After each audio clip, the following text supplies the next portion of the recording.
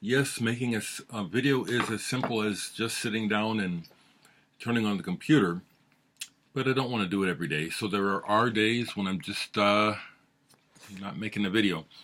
How you folks doing? It is, what is it now? I have to look. The 24th? Yeah, it is the 24th of July.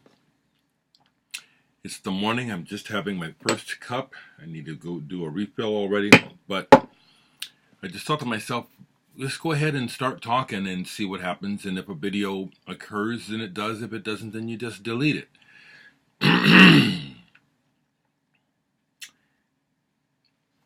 I was asked a question recently regarding values, and it's like, well, I think I will address that. I'll talk about some music, but I'll address this because I think that I answered the question, actually.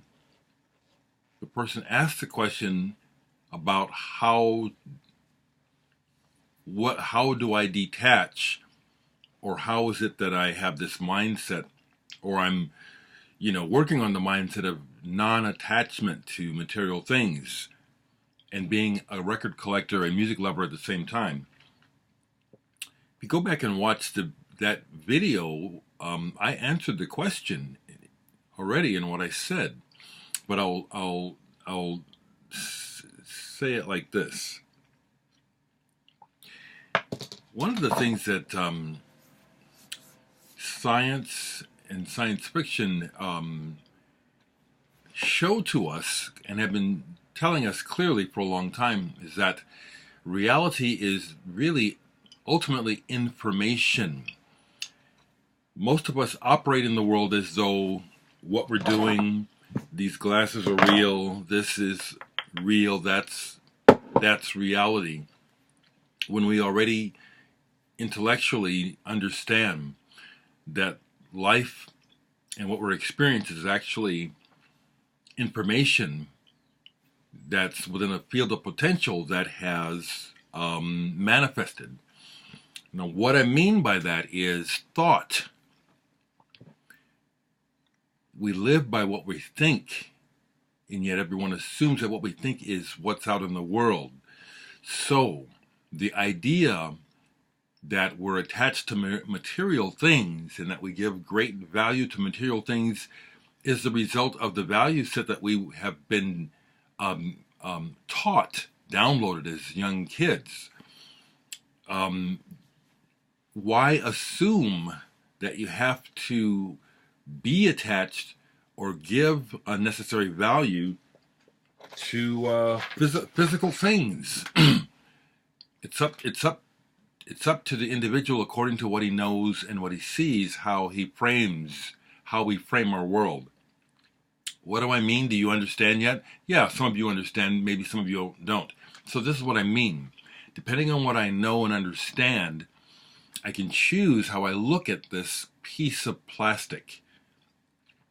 I can be caught up in the fact that I own it. This is mine. I got to protect it and get insurance, and make sure nobody steals it. Or I can be thankful that we figured out how to capture sound, imprint it on things, and then listen to it over and over again. I find these little items entertaining. Discovered them when I was a little boy, so I just love them. So I enjoy them. I have a house full.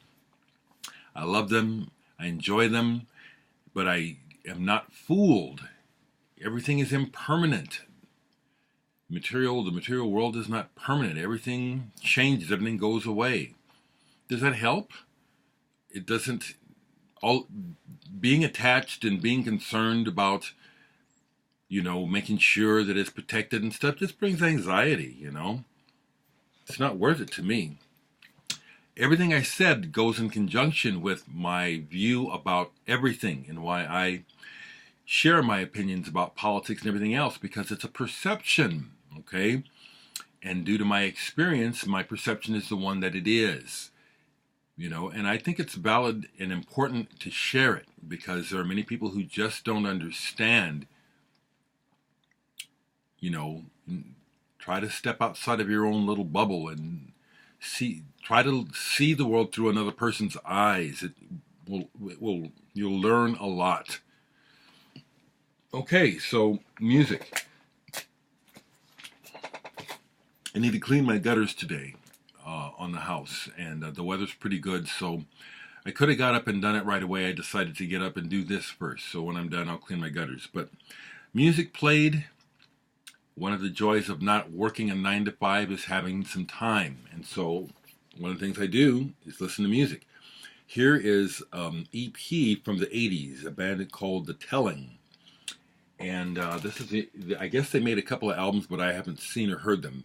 This one gets listed under dark wave. Some say goth. No, it's not goth. Female vocals. It's just really good. I struggle to try to give you a comparison. Of note, though, for you folks who know about Richard Bermer and artists like that, Richard Bermer, who I love his music, is the engineer on this. I found this years ago and liked the cover, and it was reduced, so I bought it. It's really good. Ghost of Tokyo is the A-side. Really good. I spend more time with my younger brother now than I have in a long time. You know, I appreciate having him around. We get on each other's nerves after a while, but I can speak for him that we really do appreciate having each other around because of the rest of the immediate families on the coast. So we were hanging the other day and talking about the true madness of this world and how pretty much everything that they tell us on the news about politics is they're lying, and yet people are following the narrative as though it's real. People who have experience or go further and get information can see that we're being lied to all the time, and things are just really a mess. So we talk about stuff like that. And while we were talking, we were listening to some Miles this week. Star People. I posted this and it started a conversation where El Bicho Feo was saying that in his opinion this is the last decent Miles album. Somebody else pitched in. You know, I just don't agree, and that's fine. But I'm just going to say that I don't agree with that at all. I think it's bullshit. I'm not trying to start anything with anybody. I'm just telling you. For fuck's sake, Tutu is a really enjoyable album. Whatever your criticisms are, I think it's bullshit, you know, over in my house. I love that album. It's Miles. I like Siesta too, okay? So that's my take on it, all right? This is some good Miles. And the bass player who's been with the Rolling Stones longer than Bill Wyman is on here. Daryl, what's his name? No, it's Tom Barney. And Marcus Miller. Okay, that's why I'm digging all this bass on here. It's Marcus Miller and this other cat, Tom Barney. I love Miles. The other reason why I say that is because we do need to be careful with how much stock we put into other people's opinions, including mine. People will say stuff and they'll be put off listening to something. This happened to me when I was a kid. That's why I bring up about this bullshit. What I say is bullshit about people not appreciating Miles all the way up to doo-bop. I even like doo-bop. Turn off your opinion and listen, and you'll probably find something you like there, okay? That's what I say. But I remember as a kid, before I heard Gentle Giant, I saw their album Three Friends in the record store, and next to it was Uriah Heep. I think it was Salisbury. I could only afford one. And the clerk in the store, I can almost tell you his name, he said, that Gentle Giant is garbage. Get the Uriah Heep. I was just a kid. I followed what he said. Now, I like the Uriah Heep, but it took me a few years to discover Gentle Giant because of the bullshit he said. Because he was too ignorant or couldn't hear, you know what I'm saying, put me off, you know. So watch putting too much into what people say, including me. It's just my opinion. I'm just talking. Make up your own fucking minds, people. Yeah. This low level of irritation that you hear in my voice is here, not all the time, but it's kind of here all the time partially because of the times, okay? I feel it like radar. It's in the air. Tense times, okay? I just feel it. Played this the other night all the way through. Susie and the Banshees. Love this band, although they don't mean anything. See, sometimes I'll take the time to bother and listen to lyrics, and Susie's lyrics don't mean anything. Maybe she has a couple that do, but they're just images, and so it's not about the words. It's about this picture that they create musically. I love this band. The big hit up here was Cities and Dust, but the song that I find myself playing on repeat is 92 Degrees. Primarily the end of the song. It's kind of epic to me. The part when Susie's basically done singing and it's this sound, you know, and Budgie on drums, he's feeling it. It's majestic. Tinderbox. Love Susie and the Banshees. One of the most intense shows I've ever seen, and I've seen at least 1,000 concerts, if not more, was Susie and the Banshees at Lollapalooza. The stars lined up that night, and they were the most powerful, that was one of the most powerful performances I've experienced by anyone. It's hard to put into words. I experienced it. You know, a friend of mine was with me, so he caught it too. And I've seen some amazing musicians, amazing shows. I got to give Susie props on that. Okay. Pulled some Passport. I've got a bunch, but this is the American amalgamation of their first 2 German albums. And this was my introduction to them in high school. And this is a nostalgic. I just always, when I play this, it takes me right back to my bedsit room in high school and how this just, what's the song? Fairy Tale up here would just bring me so much comfort and peace in my depression, my youthful depression. Passport.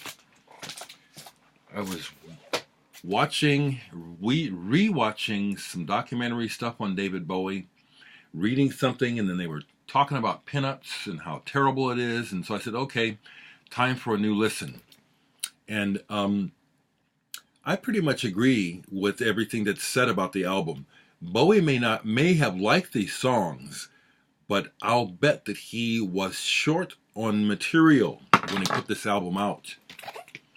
Most of the covers on here are really throwaway.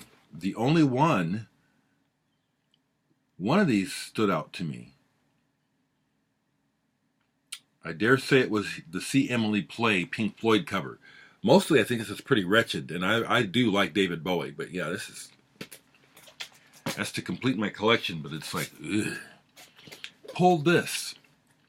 Not a blind pull. I'd had some more water get in the room because of the way that my air conditioner was mounted. I took it out. I just don't seem to be able to do it right. And was moving some records so I didn't have more water damage. And this, I hadn't played this in a while. Surprise in Movimento. The band was from Italy. Got this released on Factory Benelux. It's that Europeans trying to do African music sort of thing. Sort of sounds like a certain ratio. At first, the stiffness of the rhythm is a put-off. But I kept listening, by the time we get to side 2, their commitment to how much they love this rhythm and trying to get it right starts to endear itself. Okay? So by the time of side 2, it's like, okay, they're definitely not African, and they definitely haven't got the polyrhythms together yet on this, but their love for them is coming through. So this is pretty cool. Surprise in Movimento. A couple more, and then I'll do a blind pull, and I'm gone. This was another one I pulled because of the water getting into the room. Tim's Story. This is definitely that quiet, piano-y, new agey sort of thing. His sister Liz's Story is also a similar artist.